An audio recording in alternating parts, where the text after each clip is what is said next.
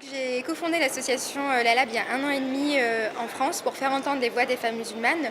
Nous, notre mission, c'est vraiment de produire des ressources, des outils pour favoriser la liberté de chaque femme musulmane à vraiment définir son identité.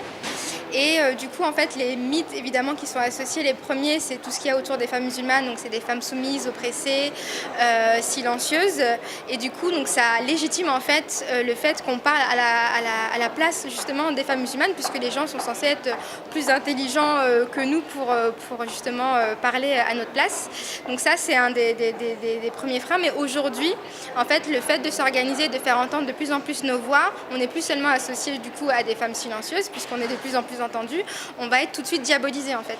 Et du coup, c'est assez incroyable de voir qu'aujourd'hui, quand des femmes musulmanes et leurs alliés, puisqu'en fait, on est une association ouverte à tous et à toutes, aujourd'hui, on va nous dire qu'on est liés de près ou de loin à du terrorisme, à des islamistes ou à d'autres organisations dangereuses comme celle-ci. Et du coup, c'est assez incroyable de voir comment ils essayent justement de nous silencier, voire même de nous détruire. Et c'est en ça aujourd'hui que c'est très difficile pour nous de faire entendre nos voix quand à chaque fois on essaye soit de nous silencier, soit de nous diaboliser.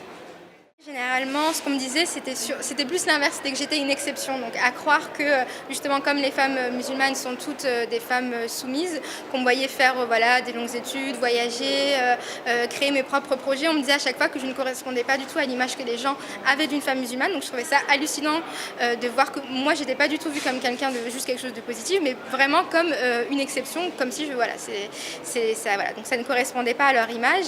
Et du coup, c'est vraiment très difficile, puisqu'en fait on réalise que quand bien même on essaye par nos actions de faire changer les choses, en fait on est à chaque fois vu comme juste voilà, une personne qui confirmera pas la règle, mais pas du tout comme la totalité. Donc en fait on doit vraiment montrer cette pluralité des femmes musulmanes pour vraiment pouvoir faire avancer les choses, et surtout tout le temps donner la parole aux principales concernées pour ne pas reproduire des schémas d'oppression du coup, qui nous mènent à du sexisme, du racisme et de l'islamophobie.